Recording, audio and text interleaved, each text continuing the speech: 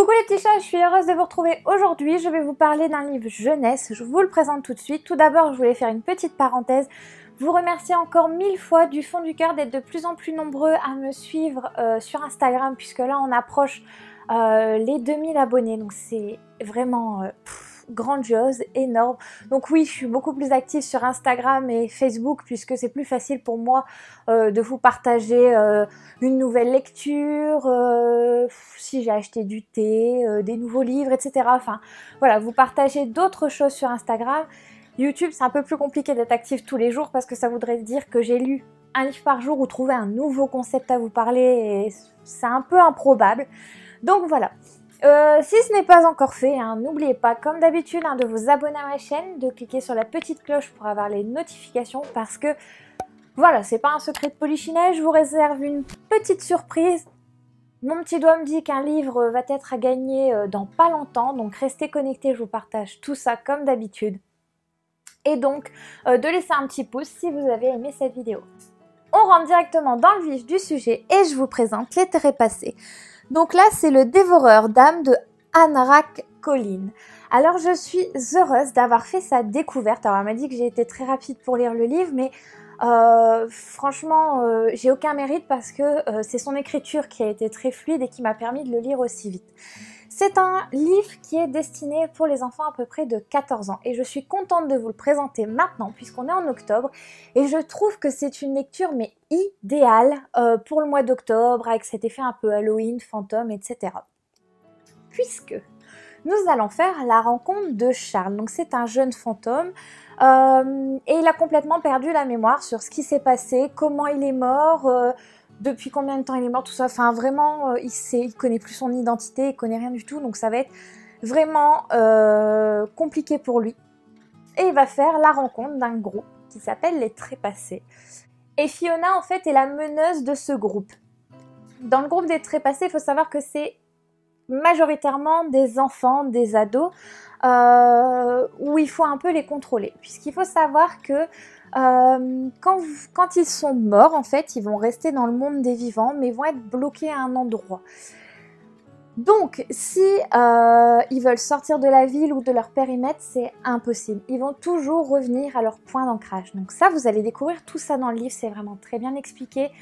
C'est largement possible et à la hauteur d'un enfant de 14 ans, mais complètement, vous pouvez vous y lancer, c'est génial. Il n'y a rien de très choquant non plus dans ce livre.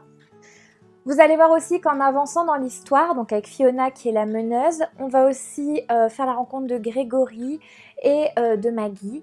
Ce groupe en fait d'adolescents, parce que eux sont quand même plus grands que les autres, vont nous faire un peu voyager, vont nous expliquer ce qui se passe, comment ils évoluent, ce qu'il faut faire. Il y a des règles à suivre un peu dans le monde des fantômes.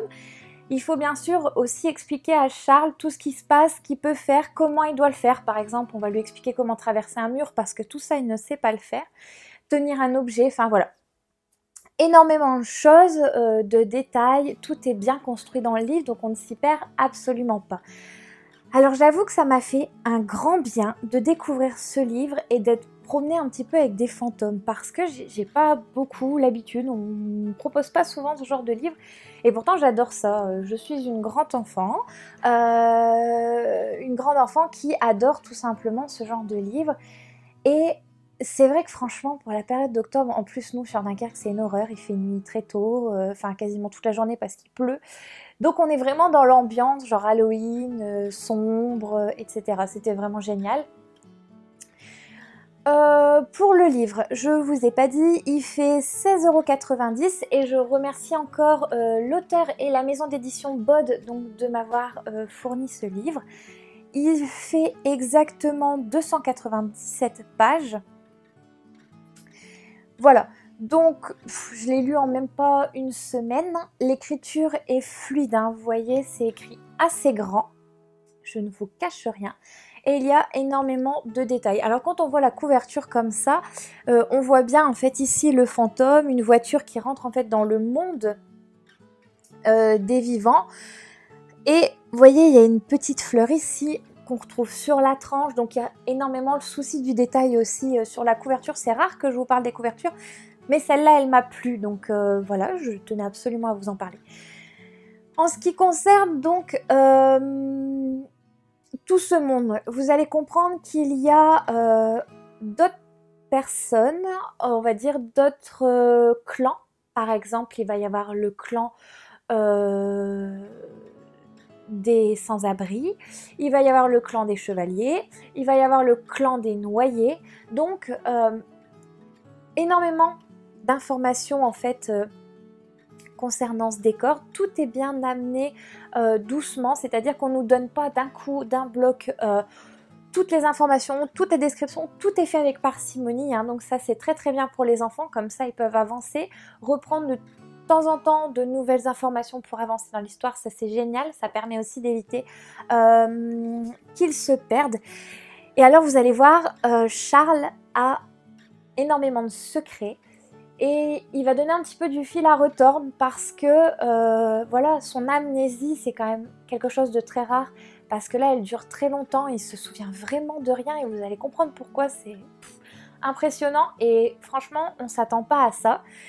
Ensuite il faut savoir que c'est un peu des âmes perdues au final, puisque c'est des âmes qui s'en veulent de quelque chose. C'est-à-dire que l'auteur nous explique bien que quand on meurt, si on n'a rien à se reprocher, si on est droit dans nos bottes, hop, on part directement au paradis, on passe par la lumière, etc. Si malheureusement quelque chose nous chagrine, ou qu'on n'a pas fini de faire quelque chose, ou qu'on a une rancœur, et bien voilà, on arrive dans cet entre-deux-mondes en fait. On va rester dans le monde des vivants, mais en tant que fantôme. Donc pour pouvoir passer dans la lumière, il faut absolument qu'on trouve la chose à régler en fait. Voilà, donc vous allez le vivre aussi tout au long de ce livre. Franchement, c'est vraiment bien fait. Au début, je me suis dit, je sais pas trop s'il va y avoir énormément d'histoires, parce que voilà, c'est une histoire de fantômes, c'est un peu... Enfin, on sait tous plus ou moins ce qui se passe. Je sais pas si vous vous souvenez de la série, alors si je me souviens, Ghost Whisperer. Je vous remets l'image à côté. Ça m'a fait penser un peu à ça, sauf que là, il n'y a vraiment aucun humain qui voit les fantômes. Ils doivent se débrouiller entre eux pour passer dans la lumière. Mais voilà, ça m'a fait penser un peu à cette série. Et au début, je me suis dit, c'est vrai que je ne sais pas trop comment l'auteur va faire, parce qu'il n'y a pas vraiment d'histoire. Ça risque d'être long, et pas du tout. Vous allez voir, il y a toujours des péripéties, des rebondissements, des nouveaux personnages qui vont arriver, d'autres qu'on va plus entendre parler parce qu'ils ne vont pas forcément faire progresser l'histoire. Il va y avoir de l'action, enfin énormément de choses autour de ce livre, une petite histoire d'amour. Il va y avoir aussi, quand je dis amour, je parle amour familial, hein, c'est-à-dire entre frères et sœurs, ou entre deux frères, enfin vous allez comprendre, il y a énormément de choses qui vont se passer. D'ailleurs, si vous faites aussi le challenge de Mademoiselle Farfalle, vous pouvez intégrer celui-ci tout à fait à la catégorie où le personnage doit avoir un jumeau, puisque vous allez tout comprendre si vous lisez ce livre. Donc vous voyez, si ça peut vous permettre aussi de débloquer vos catégories pour la fin de ce challenge qui approche quand même très vite. Donc quand je vous parlais d'action, c'est parce qu'en fait on va avoir un esprit vengeur qui va arriver, donc du coup il avale ses âmes un peu perdues pour pouvoir grandir, avoir encore plus de pouvoir, grossir, etc. Donc c'est lui qui va apporter aussi ce côté action. Il va y avoir aussi une solidarité entre plusieurs clans de fantômes pour pouvoir vaincre justement ces démons, ces genres de choses. J'ai trouvé que l'écriture était simple, donc comme je vous disais pour les enfants, mais que ça permet du coup à faire découvrir un autre univers aux enfants et à les faire aimer la lecture, parce que on peut pas dire que les enfants aiment toujours lire la littérature classique française, parfois c'est peut-être un peu dur pour eux, mais dans ce livre du coup vous arrivez dans un truc un peu imaginaire, on peut pas dire comme les Disney, mais voilà, c'est quelque chose de complètement inventé et qui peut être aimé des enfants, puisque c'est ce genre de monde un peu fantastique, imaginaire, ça plaît beaucoup. Voilà, je ne vais pas trop m'attarder sur ce livre parce que malheureusement, plus je vous en dis, au plus je risque de dévoiler un petit peu l'histoire, et c'est absolument pas mon but, parce que vraiment c'est super comme livre, sans prise de tête. Et puis franchement, dans le délire un peu Halloween, c'est juste génial aussi. Si vous cherchez une lecture, voilà, parce que je sais qu'en ce moment, beaucoup de challenges ont commencé autour d'Halloween, etc. Donc moi, je ne m'y attarde pas là-dessus. J'ai décidé cette année de prendre le challenge de Mademoiselle Farfal, donc je m'y tiens jusqu'au bout pour essayer de valider un maximum de catégories. D'ailleurs sur Instagram, je vous partagerai aussi mon avancée pour vous montrer à peu près combien de catégories il me manque. Il y en a certaines que je validerai pas, comme par exemple un auteur polonais, ce genre de choses. Je trouve pas de lecture qui me plaise, donc j'abandonne la catégorie. Mais voilà, donc je vous reparle de tout ça sur Instagram avec plaisir. En tout cas, si vous souhaitez vous procurer le livre, comme d'habitude, je vous mets le lien dans la description. Il coûte que 16,90 €, donc vous voyez, c'est carrément raisonnable pour un livre. Et le format est sympathique aussi. Il est un peu plus grand qu'un poche, mais un peu plus petit qu'un brochet. Donc c'était agréable aussi pour prendre dans mon sac à main partout avec moi dans les transports en commun. Je l'ai vraiment baladé pendant une semaine et dès que j'avais 5 minutes, je l'ouvrais pour essayer de prendre un chapitre au plus vite.